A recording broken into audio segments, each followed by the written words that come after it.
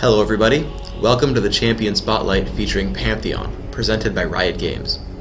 In this video, I'll demonstrate the items, runes, and masteries that I use, as well as some fun tricks that Pantheon can pull off.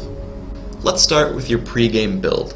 Pantheon is actually quite frail and does not have strong escaping abilities, so I plan my runes, masteries, and summoner spells around this fact.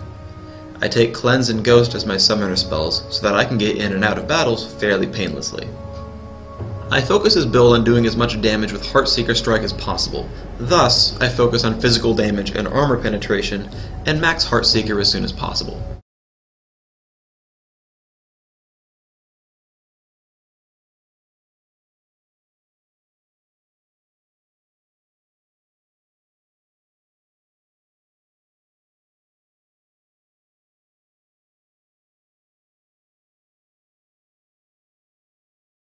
I use armor penetration marks, dodge seals, magic resist per level glyphs, and health quintessences. This allows me to deal more damage with my abilities, while also being able to take a bit more punishment than my opponents expect. For masteries, I have 21 points in defense and 9 in offense. I take every damage reduction mastery I can in the defense tree, and then push down the offense tree with 1 point in armor penetration. With a Meki Pendant and 2 health potions, I have a pretty strong lane, even against Tristana. I use Spear Shot to last hit minions for now. Even though she's trying her hardest to harass me, I'm able to get the first 4 minion kills with minimal damage taken. If your opponent is playing aggressively, it's best to try to sit right next to your ranged minions. If you get attacked, they'll switch focus onto the enemy champion.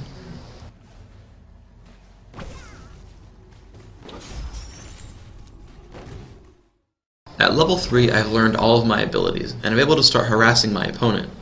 As her minions start thinning out, I use Pantheon's standard 3-hit combo, Aegis of Zeonia, Heartseeker Strike, and Spear Shot.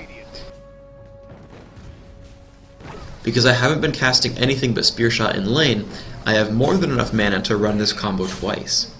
I harass her with Spear Shot until my leap comes back up again, and then force her to ghost and run away.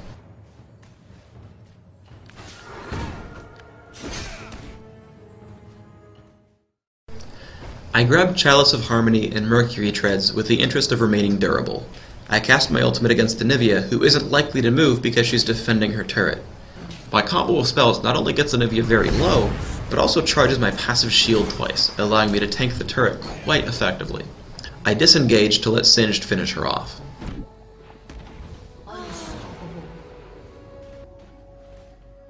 When I return to the lane, Evelynn initiates. I try to waste time and stun her as I wait for my team to show up. I whiff Heartseeker Strike due to Fling, but I'm still able to finish her off with a point-blank Spear Shot and an automatic crit on my basic attack. I start buying damage items and get ganked as soon as I pull back from pushing a tower. The most crucial thing here is I actually save Cleanse for Nasus's Wither. Dark Binding naturally timed out by the time the other champions showed up, so cleansing it would have been fairly useless. I end up using Ghost as well, as I start getting afraid of Evelynn.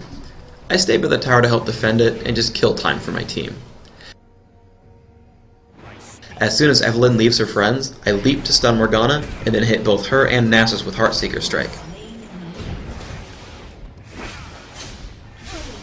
Evelynn comes back in late, and you can see just why I love my defensive masteries and runes. After grabbing Brutalizer, I farm some minions and manage to tag Nasus with the Heartseeker Strike. As Evelynn shows up, I have to play this battle extremely smart. Once Nasus casts his ultimate, I stun him, then position myself so that I can hit both Evelynn and Nasus with Heartseeker. I play defensively as I wait for my cooldowns. Evelynn stealths to initiate on me again. By maxing Heartseeker and grabbing Brutalizer, my spells cool quickly.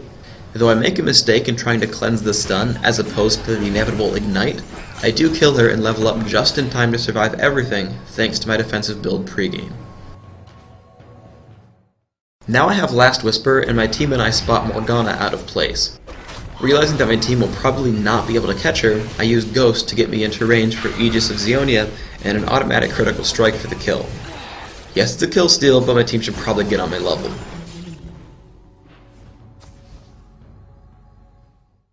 Now I've gotten an Elixir of Fortitude. As we saw earlier with Anivia, Pantheon is an extremely potent tower diver. I barely catch up to Tristana and follow up with my standard Aegis Heartseeker combo. I do so much damage now that I can kill someone from over 700 health instantly.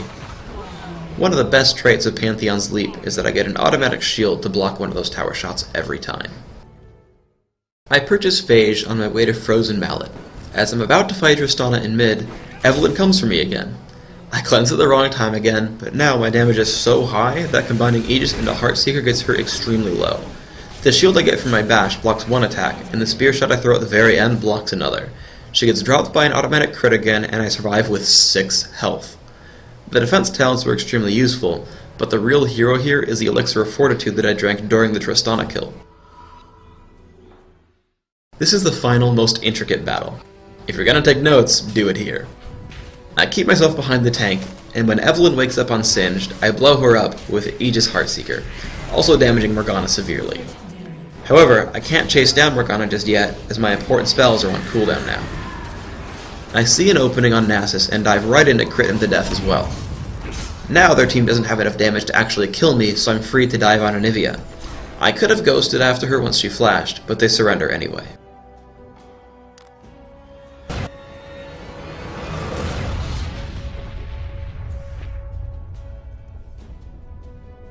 Victory!